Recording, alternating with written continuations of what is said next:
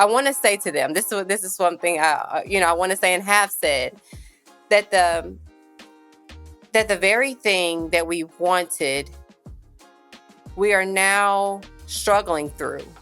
And we are struggling to find how we're going to benefit in this season of life, and how we're going to come together and shift our perspective and hone in on what is it that my partner needs, what is it that I need, how can we navigate through this together and support one another, validate one another, validate the hard. It's okay. It's okay. It's okay to say, I don't love this season of life.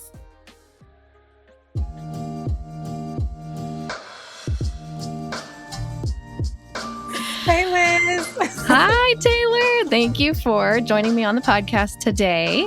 For those that are listening, Dr. Taylor Dyson is one of our incredible couples therapists at Millennial Life Counseling. And Taylor, how long have you been doing therapy for, in total, but like with couples too?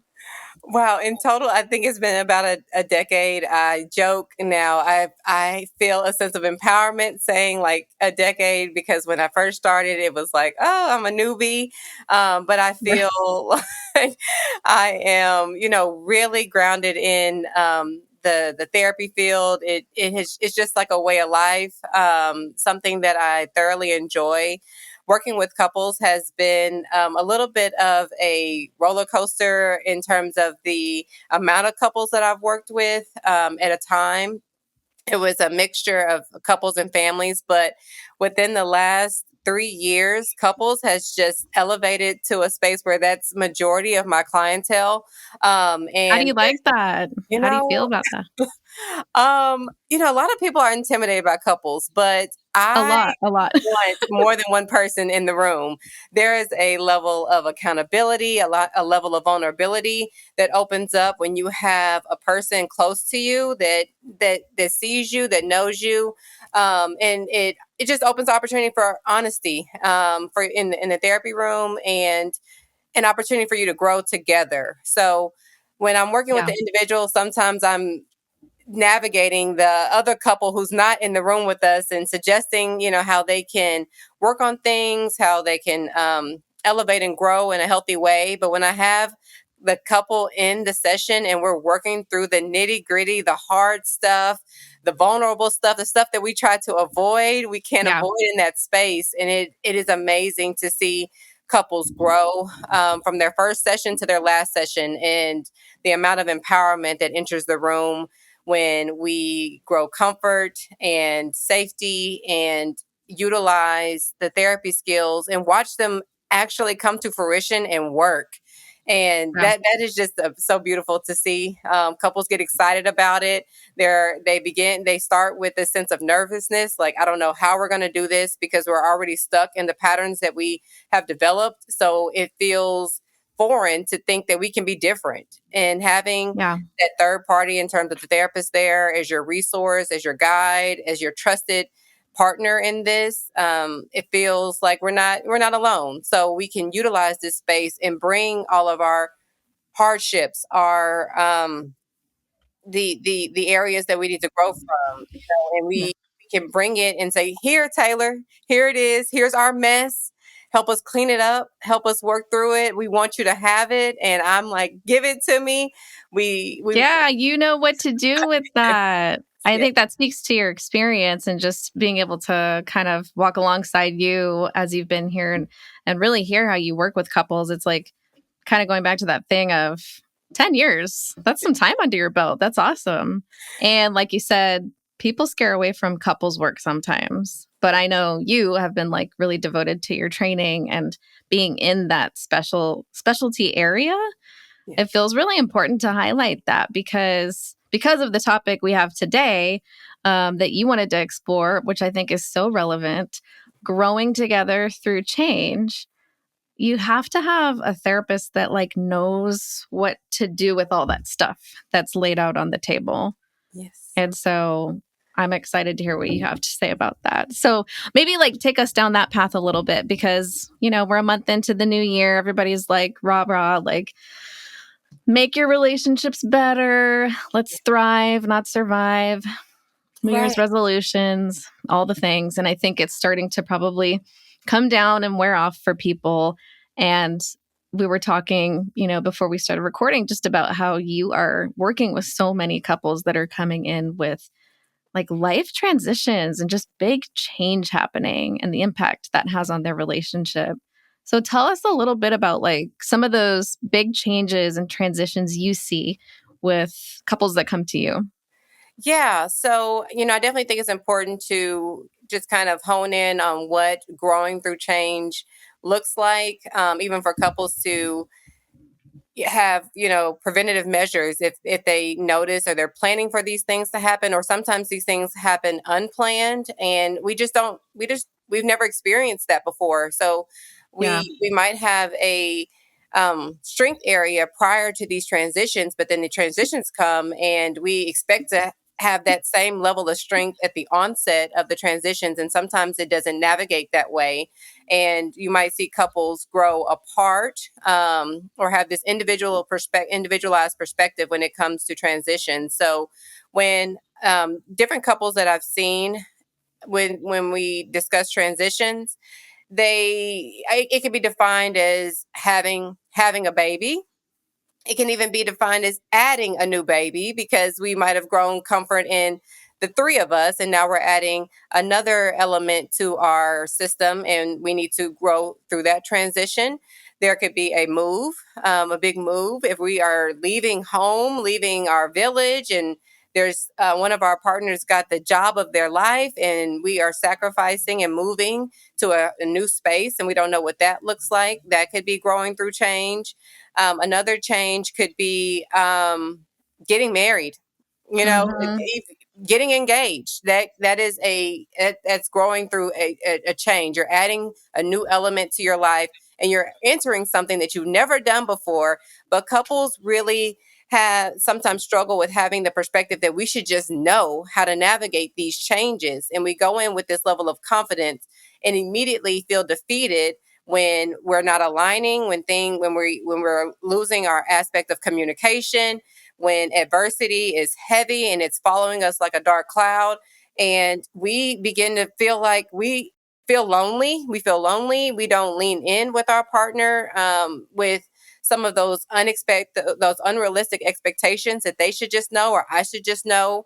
Yeah. Even the grief that can come with that, of just the newness, and so a lot of couples come in asking for help, like, help us through this transition because we've lost our way, and that feels sad, and I feel anxious about the future of our relationship, the future of our marriage, if we do not get a hold of this, because I don't want to continue down the path that we're going. So a lot of couples Yeah. come in looking to understand each other, understand themselves, to slow down through this change as well, because a lot of these things can happen slowly, they can happen suddenly, and we are just really surviving through it, and not slowing down enough to figure out how we feel about it. We can recognize that we're struggling, but we're not slowing down enough to figure out what is the game plan, what is the blueprint, what is the foundational elements that we need to make this transition a successful one that we can grow through together Mm-hmm. and successfully. Well, Taylor, I also think about the fact that like people change too. And imagine going through like big life transitions, like having a child or choosing to get married and stuff like that. These like seemingly good, positive things, but also on the inside, or maybe due to like active personal development, like you have two people, two worlds that are literally changing and growing. And so I'm just thinking about that as people navigate whatever, life throws at them. Yeah. And you That, shared a lot of like really relevant examples of like life transitions. And what I think's fascinating and I'd love to hear more about from you is a few of those things, like we were saying, are really good things. Having a child, growing your family, moving for a dream job, yes. getting engaged. Mhm. So, how is it that, like, some seemingly positive big life changes can pull a couple apart? Like, what do you think is maybe happening or not happening in those relationships that would lead that to happen versus a couple just really able to rock through that? Yeah, that you make a really good point. You make a really good point in that some of these things we dreamed about, we planned as a couple, we fantasized about.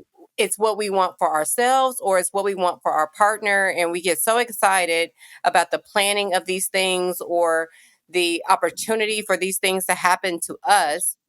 Yeah. And then when the thing happens, it's like, why am I not happy about this? Why am I struggling through this? Why are we not connected through this thing that we wanted so badly for Yeah. ourselves? And that can feel defeating too. You can give yourself a hard time because the fantasy that we paint sometimes is not the reality in which we live. And Mm. and we're trying to make that fantasy become our reality. And we also begin to sometimes criticize and judge our partners if they are not navigating this transition in the ways that we wanted them to as well. Um, Oh, I just yeah. felt like a flush. Are my cheeks red? Because that has been me. Listen, Now we're couples guilty. therapists, right? So happens to the most wise of us. Yes, yes, it really can.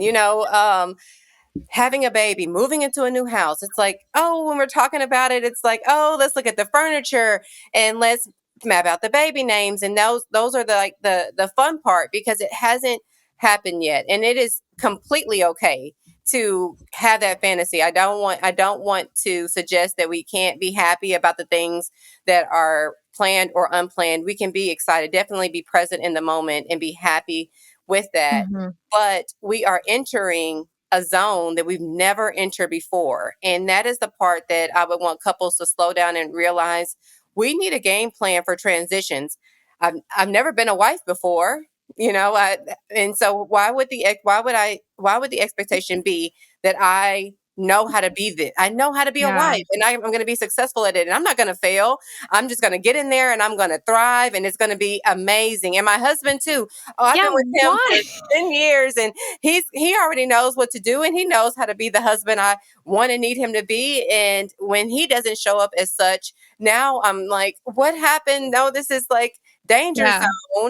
It And did I means make a something mistake? bad. It like means something bad. Yes, Why yes. do we where did that I don't know, this is probably a history lesson in some way, but it's like fascinating how we kind of do that to ourselves. Like not moving into something perfect means like it means something bad. It Mm, means we're not okay when yes, actually it's really normal. yes, yes.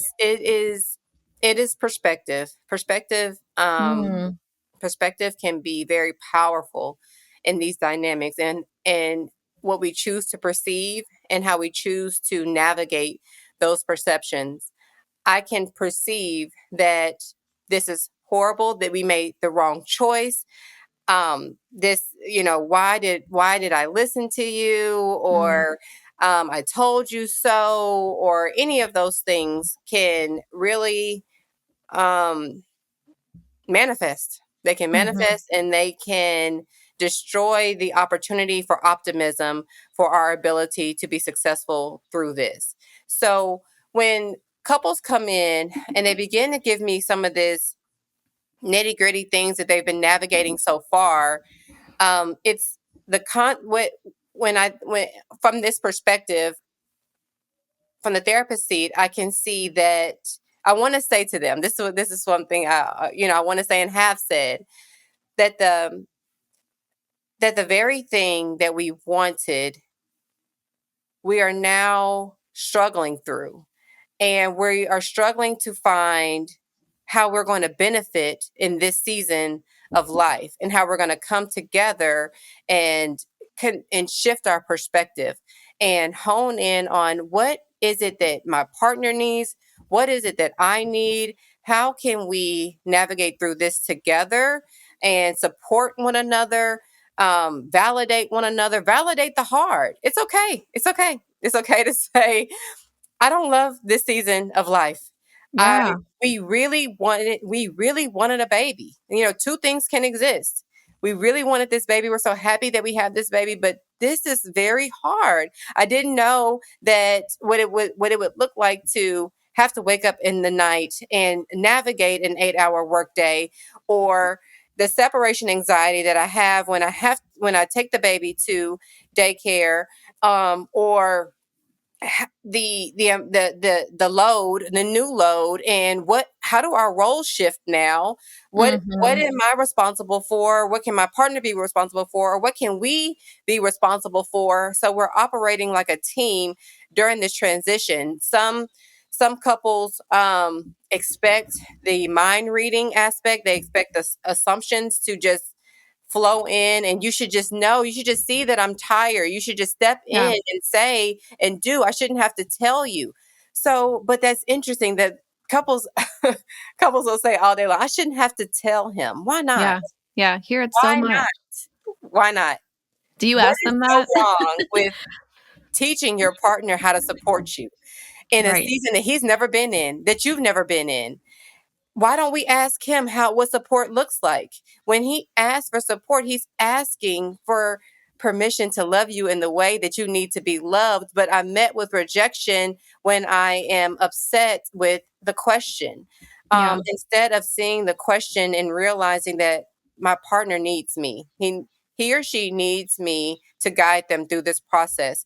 And because they don't know the mommy me, they know the wife me, and they may have excelled in that role before we entered a new transition, before we entered a new home, before I got this job.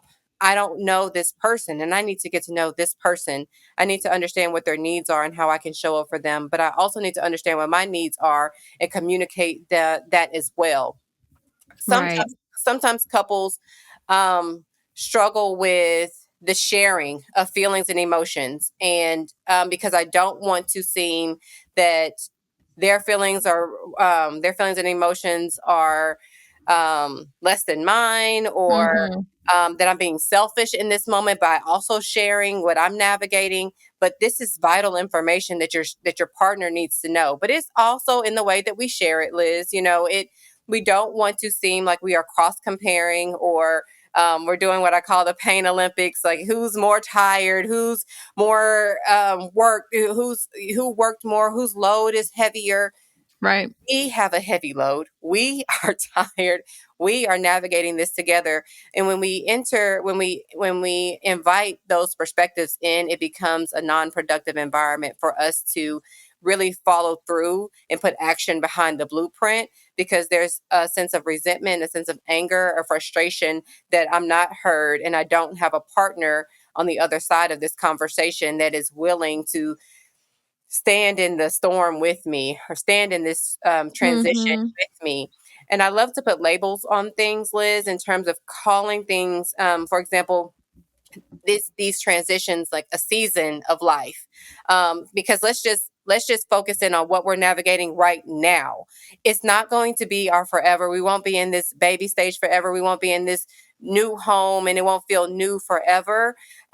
We will overcome this stage and this transition, and we will find our comfort levels. But in this season, we really need to work together and figure out what is our flow.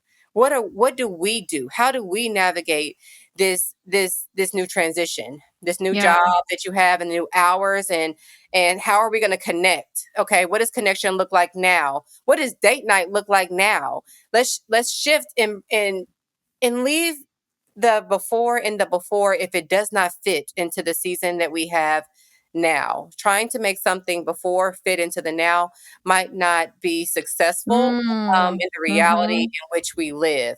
But we can Yeah. still we want to do date night, right?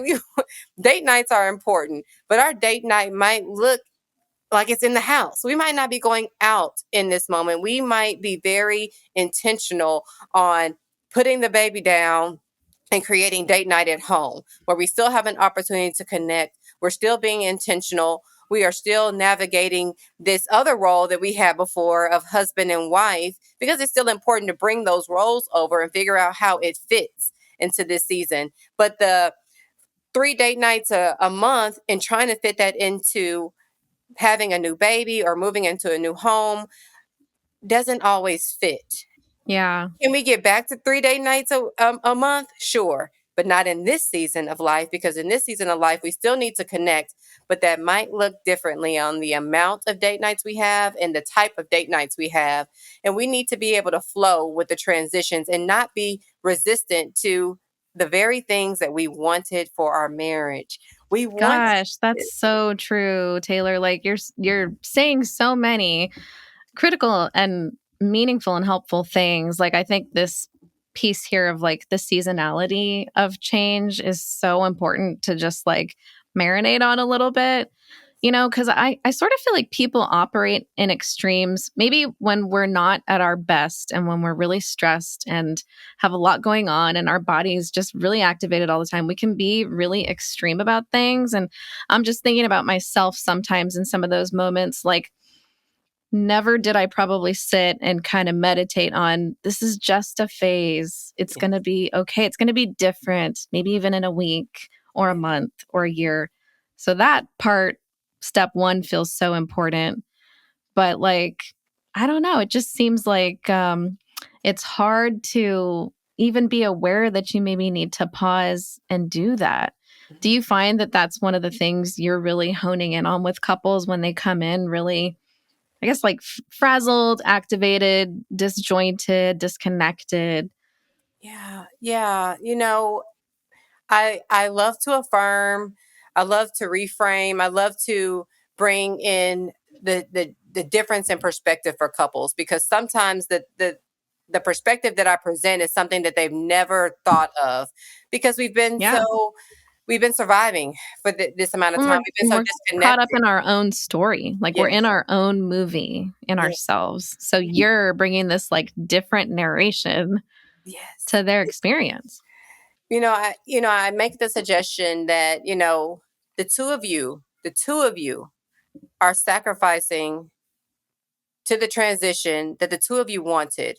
The two of you launched this together as a unit, and it's important that you navigate this in a constructive way, that it feels like a joint commitment that we are making, um, and and we need to move like a unit. The couples that come in, Liz, in distress, have a deep desire to change. There is resistance there. And as a therapist, it is important for me to break down the resistance. It's important for me to understand where the resistance comes from, where it stems from. Yeah. And from there, I'm looking for an opportunity for couples to open the door for vulnerability, to share what they're navigating, to share the struggles, and I reinvite the fantasy, right? I reinvite the fantasy, but from a different perspective, because when you are caught up in your own stuff, most of the time the fantasy in that moment is that we just reconnect.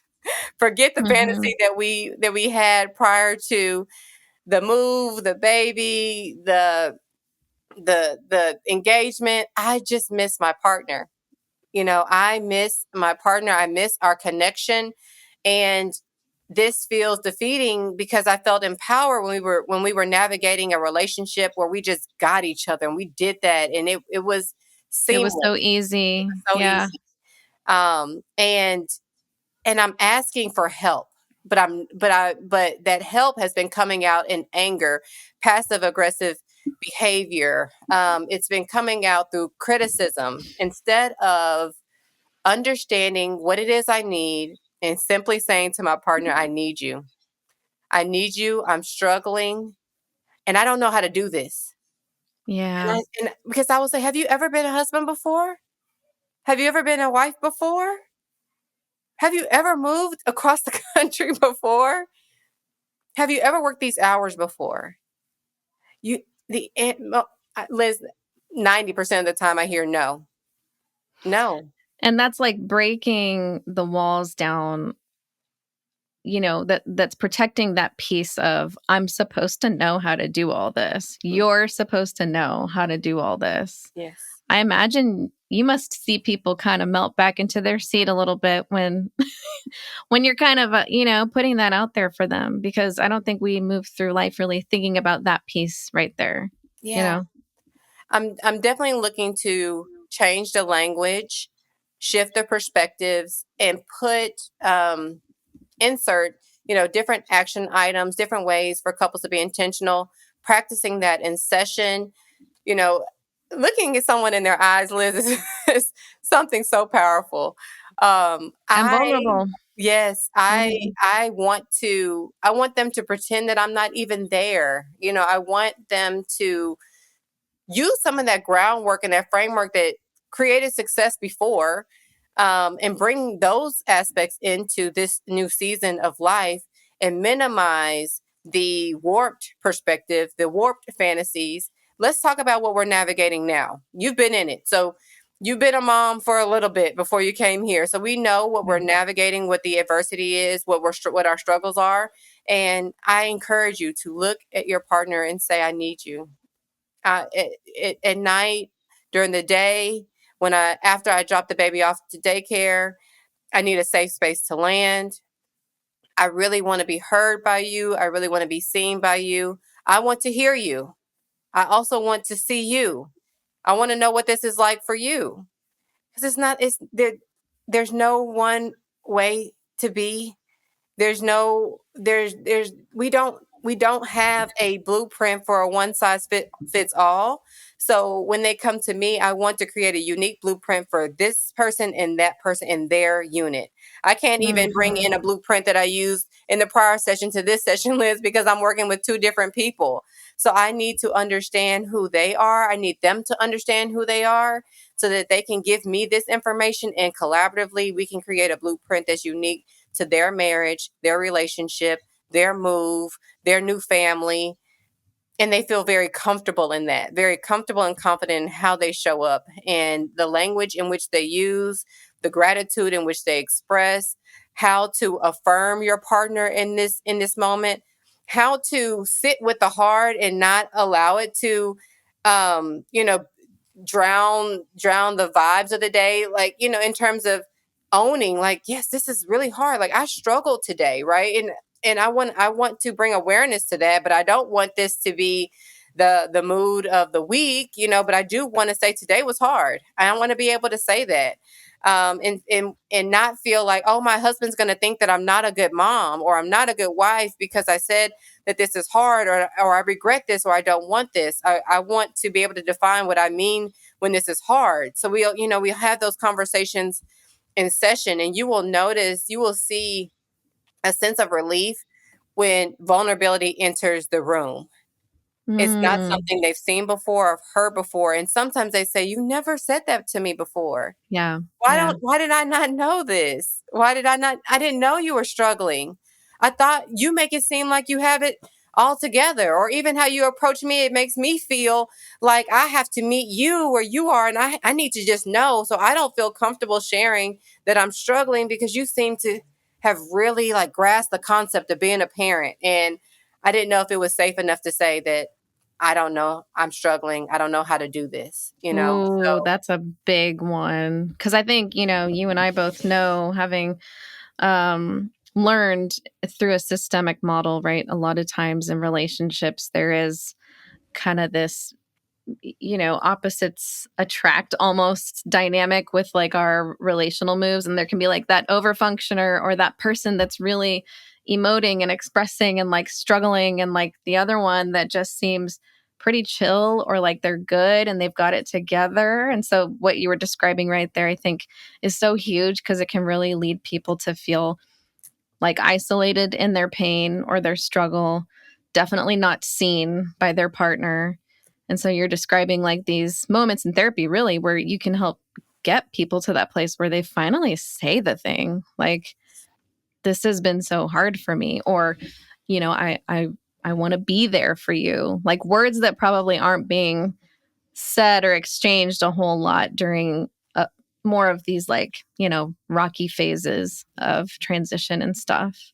yes, here lately, I've been seeing and just kind of there's been for me, rather, I've seen a lot of content on couples surviving versus couples like thriving. And Mm-hmm. surviving was defined by this kind of like this, almost like a roommate, or like a roommate perspective, or we're just like coexisting in these in these transitions or these seasons. And like the example, one example that I saw would, you know, be a mother who is um feeding, trying to fold laundry and feeding the baby, right? And the partner just like walks by and just sees it happening, but goes and gets the water and goes back up to the room and, watching TV or doing something of that nature, versus a partner who, again, we're going to suggest that they're in therapy with me and we're talking about how to be collaborative, but he or she might walk by and see their partner multitasking and step into that space and sit next to their partner and begin folding together, folding the clothes together. And that would be defined as thriving through these transitions, because this is our navigation, our transition, and you're not alone. Your mere Yeah. presence shows me that I'm not alone. The Yeah. action of grabbing a bib and folding it, or a towel and folding it, shows that you want to be in this with me. And if I've stated that is a way that I feel supported, then I can validate that feeling. I can affirm that safety that you provided in this moment for something that would be so simple that I didn't even know could be so impactful in this space, sitting next to you and folding baby clothes. Like, look at us, look at us But being yeah, parents. We're doing this yeah. Well, and your together. point is so huge. It's not about the folding. It's not about the clothes. It's about the act of joining in, of showing up and being there. Even though it's like, this mundane routine task, Mhm. it's a moment where you can actually experience intimacy. I share sometimes that in different transitions and different seasons of my life, I have shifted what I find attractive in my partner, right? Yeah. Before we became a family, like, sure, there were different things with when we were just husband and wife that I found attractive, but holding the baby was like, oh my gosh, like, oh, look at you being a dad. Like, oh, that's like evoking some feelings, I'm like, oh Right.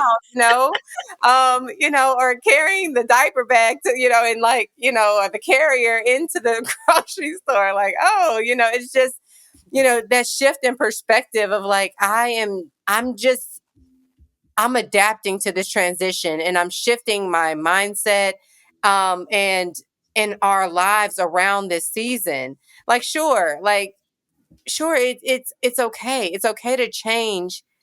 It's even okay to say I'm fearful of what this means for us. But even just acknowledging that is putting you in the right direction to shifting your perspective versus being resistant to that fear. Like, oh, no, I don't want to feel that. No, we'll be fine. We've been fine. We've been fine these 5 years we've been together. We've created a solid foundation. Nope, there's no fears. Sure there are. Sure there are. Let's talk about it. And it's okay. It is okay. It's actually empowering to hear you say that you're fearful of these things, because then we can again put that in the blueprint of, you even Yeah. said that in front of your husband. So now there's a level of grace that would come with hearing my husband say, I'm so afraid of being a dad. I don't know what that looks like. I really, really want to get it right. And because of that, because of what the fantasy of what I want and the reality of it happening, I just don't know what that looks like. And it scares me. And to Yeah. hear your partner say, I'm right here with you. Thank you for sharing that with me. I would be mindful of critical statements related to him being a dad. We want to continue to be safe with the topics that we share that are vulnerable spaces. So that's another opportunity in therapy to come in and understand what it means to be a safe space for your partner, how to accept vulnerability and work with that and grow through that, right? Because we're not looking to stay stuck either with the fears or the vulnerable moments that we share. We're sharing that so that we can begin putting action on what does growth look like through that vulnerability. How can we grow through this vulnerability that eventually becomes an area of confidence for us, and we feel very confident in that. We can come back and say, I appreciate you giving me the space and opportunity to grow in this area. And I feel great. I feel great now. I feel like I'm getting a hang of this. The environment supported that growth for me, and I'm appreciative. And they're able to Mm-hmm. express that gratitude and that affirmation and that reassurance to the space that we created together. Um, Yeah. I let couples know all the time that this is a joint thing. The safety that you create, the vulnerability that you invite, that's a joint effort. Both And do that.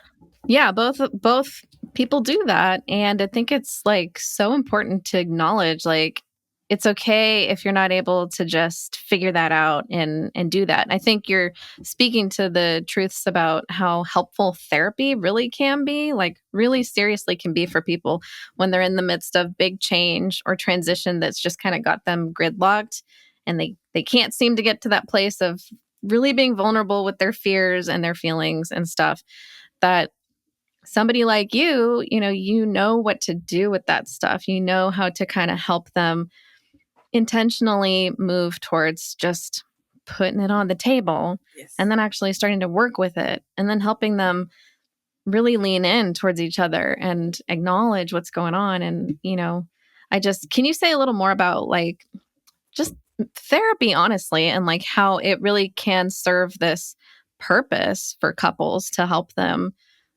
I guess cross over that bridge, hump, whatever you want to call it. Yeah, sometimes there's a perception that, in this space, individuals, couples, whomever, come in and just air their grievances. They're just coming in Yeah.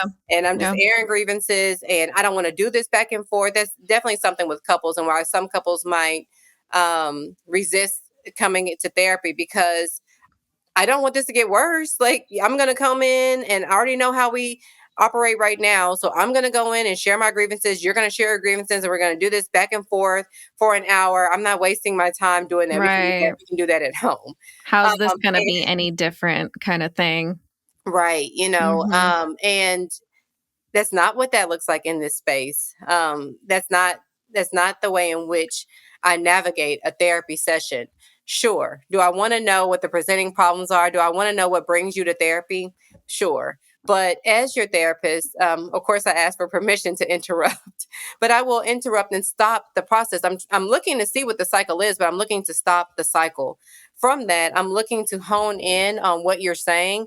I usually take all the mess, if you will, the nitty gritty details, and I'm looking for key points. I'm looking to hear the verbiage that he doesn't do anything. She doesn't do anything. She's not helping me. I've been navigating this by myself, and I'm stressed and I'm tired. And understanding what that person is really saying. Okay, let me slow you down. Let me slow you down right there. Mhm. Let's talk about that for a minute. Let's talk about let's look for exceptions to the problem. Let's tell me about a time when your husband was there for you, and what that feeling was like, and why there was so much passion in what you're saying right now, because you've experienced the teamwork aspect. You've experienced the partnership. You've experienced the safety of knowing that I have someone that has my back. And I don't have that right now. I don't feel that right now. And I'm missing that feeling. So, and then they begin to calm down a bit, Liz, because I'm creating a calmer, softer environment where you don't have to be amplified in this environment. I don't. I want your nervous system to be at ease. I want you to know that you can Mhm. talk and say all the things you need to say without being emotionally reactive, to the point where you are spewing out information and minimizing vulnerability and talking to your partner, talking to them instead of talking at them. And we are now looking for the opportunity to be impactful. So I'm gathering information so that we can understand how we're going to move forward. I always tell couples, I'm not looking to stay stuck. I know you all want me to know every single detail of the past and what brought you here and why. this perspective is so strong for you. And I want to understand that. I want to understand how you got here, but I also want to move you forward. And any step, Liz, a baby step is a step. I'm all for moving forward. I don't care how fast we go, but I am looking to unstuck to get a couple unstuck. If that's a word, my mom would not love that. That's not a word. Our Oh, improper grammar. yes, But I yes. mean, we all use that term, I think, getting unstuck. And it's so weird to to know this, but I just know it's true. Um, the conflict and the resistance to change, even though we may verbalize that we wish things were different, can actually be comfortable. And change can really be challenging because it's not just about what are you going to change for me, but it's also how do I contribute to this change that I want to see. And so I don't know, I'm just curious, how do you see people kind of reconcile that piece of the things that you're pointing to this other person, needing them to do differently is also kind of this invitation for you to look inward and see what changes you need to make. Do you find people really embrace that? Or I'm sure there's all different kinds of responses people may have, but what do you think about that? Yes, so Liz, I do. There is this kind of dance or cycle that the couple's already in before they come to me, and it is the blaming perspective. It's the let me tell Hmm. you what you need to do for me, and then the other person is sharing those same level of grievances, and we're doing the back and forth. And so early in the session, I like to practice the framework of being self-reflective and ownership and finding empowerment and accountability and just understanding how what we have brought to this circumstance and this environment that we were in before we came to therapy. the Hmm. the ownership that I'm resistant, the ownership that I'm resentful. Like I need you to tell me about you. I need you to tell me what you are navigating and what you bring to the table and why you present the way that you do. Don't tell me about your partner in this moment. He or she's going to have their opportunity to tell me about them, but I want you to tell me about you. And in these in these sessions, I probably get some eye rolls, Liz, because it is easier. It's so easy for me, for even now, for me to point the finger to the Yeah. outside and not sit with this level of accountability about how I either contribute to the unhealthy dynamics that we have, or how I started it. And I keep that fire alive. Yes, I come in with the passive aggressive sarcasm responses. I slam the door, I hang up, I do those things because you are harboring and holding on to this hurt and this pain, and that's what I need to get to. That's what I need to get to. I don't I'm not the referee in the session. I am the resource.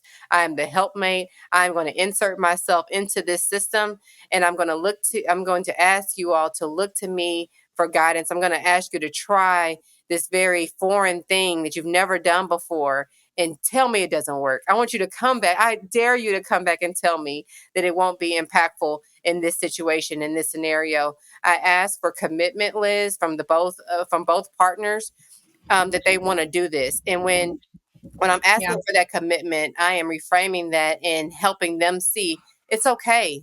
It's okay. We're creating safety in this moment. That person sitting next to you says they want to be here with you. They want to fix this. Just as you want to fix this, they want to fix this. Do you hear your partner there? Did you see your partner shake their head and say yes, that I want to do this? Do you hear their level of commitment? They came in here fighting with you, but they don't want to fight with you because they just told me that they want to be committed to this process.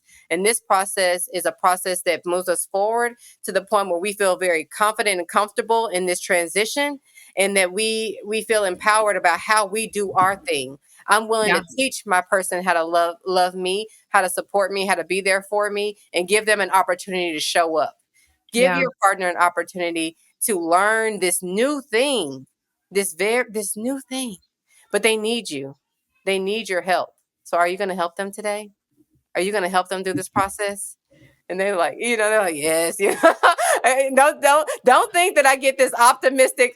Yes, like it is I not mean, rainbow. it inspires me. If I were your client, I'd be like, damn, okay, I'm on board with this. You But know, I just want to say real quick too, Taylor, like for people listening, what you just did there and what you are describing is your presence and your stance in therapy is a real art, I believe. That's kind of my opinion. And it takes a long time, I think, 10 years for you, right? You're 10 years in, but to like kind of lead with that confidence as a therapist. And I think when it comes to relationships in crisis, in the midst of big change, you don't have a lot of time. You don't have a ton of money to waste. Mhm. Like, you need to know you're going to get help from somebody that actually knows how to help you evoke relational change. Yeah. And just hearing everything you said, it's just a reminder for me of how powerful I'm sure some of those sessions can be for people because you put those things out there. And so many therapists are kind of taught to be a real blank slate and to kind of take the lead of the client and just go where they go. But I think you have to have some of the structure, like you're describing there, just to Like I keep have to them have my own on blueprint. track. Exactly. Your Yeah. own blueprint. Yes. And I love that you do. And I love that it's not like a blueprint that came from just like one way of thinking or operating or working with couples. Cause I know about you, like you really expand yourself into different kinds of trainings and stuff to help with all this. And I think that's valuable for couples. Yeah. Yes. Hmm. I I've always had the philosophy that the couple is the expert of their lives, but I'm the expert in the room when it comes to navigating the change and the growth that they're looking to see. Yeah. I never want I never want a couple or anyone to come in and feel like I'm only intentional on Tuesdays at 2, because Right. the amount of work that we are going to do in this session is setting up the intentionality that you're going to exhibit when you leave that room. And I'm an accountability type of therapist, Liz. So I'm going to follow up. We're going to talk Yeah. about it. I'm going to hold you accountable because Hmm. you trusted me to move you forward, and I want you to move forward. So the very things that I'm asking you to try and implement, I'm going to follow up with you and hold you accountable out of love. but Yeah. That uh, is love yes, though. yes, Like, I don't know, that is love, wouldn't you say? And like even in couple relationships, holding each other accountable, like that's love. yes, yes. So, Liz, there's not a lot of topics that scare me. I want to talk Yeah. about it all. I value the couple relationship. I value that space. I feel very blessed. I feel very fortunate to be able to be in a space. So I don't take couples lightly when they bring me their mess and say, "Here, I'm trusting you with it. Help us." And I take that on, and I'm like, "Let's Mhm. ride. Let's Mhm. go. Yeah. Let's do That is it." so you, and it's impressive. It impresses, everybody on our team, I know, because most therapists, even couples therapists, are not actively saying, "Bring me the high conflict." We're kinda like, "Okay, Yeah. I know I can do it. I can do it. I can do it." And you're just like, "Bring it. Yeah, Let's all go." of it. All of it. Please don't leave anything out. I want to know everything. But Yeah. I'm going to take all of those things, and we're going to create a plan together. And we're going to begin. Let's start. We are at the starting line, looking to get to the finish line. And I I say in the first session that I cannot wait for you all to tell me, Taylor, we feel so confident. All of our goals have been met, and we don't need you anymore. Yeah. It's Yeah. always music to my ears, to That's see awesome. it, see the growth. Yeah, that's amazing, Taylor. So, like, to kind of wrap this whole thing up, if somebody listening is really trying to suss out, like, do I need therapy? Or they're nervous that their partner wouldn't be, on board with going, with participating, like someone that's just kind of really unsure about what to do next, but is dealing with big stuff, what would you say to them? If we were, well, I'm gonna take you two different routes. If we're Yeah. talking about, what we presented today in terms of transitions. I would want a couple. I would want a person, a couple, um, to feel empowered by the lack of knowledge, the lack of security, the lack of confidence that I know how to do something I've never done before. And to look at this as an opportunity to set yourself up for success and set your partner up for success and learn how to navigate this in a healthy way. Um, to utilize this space as an opportunity to grow. Not because you have to come in and say, we are a mess. Maybe you are a mess, and that is okay because we're on the other side of the transition. But if you can pre-plan, or you know that you are looking to shift your dynamics in your life as an individual or as a couple, then therapy would be an amazing opportunity for you to learn a lot about yourself and set yourself up for success and set your marriage up for success. Anyone else, Liz, when it comes to therapy in general, I want people to see therapy as an opportunity to pour into yourself. Mm. Evolution is a way of life. So even though we're talking about transitions through couples, Hmm. we transition as individuals. If you are a person that is for growth and evolving, which I think most people most people are, you're going to navigate some level of adversity. And how you navigate that and how you deal with that and the feelings that come with that can be very heavy. And I would encourage anyone to utilize a therapy space to pour into themselves and give back, give back and learn and implement. You could even be a model for someone else out there because you learned how to do it right. Because again, Liz, I'm still learning. I'm still growing. I'm still evolving. There are still things, there are still walks of life that I have yet to enter, and right now I can tell you, I'm going to have to relearn how to do it at that time. When that opportunity comes up, the how I navigate that, the level of coping skills that I utilize when I get older, that might not be the same coping skills that I use at this age. I need help. I need help. I need someone who knows how to do this to teach me how to do this. So I would say to anyone that is on the fence, considering, thinking that therapy is an opportunity to grow. It's an opportunity for you to love yourself, to pour into yourself, to be intentional with your growth and your mental development. And I would encourage anyone to look into it because it can be life altering.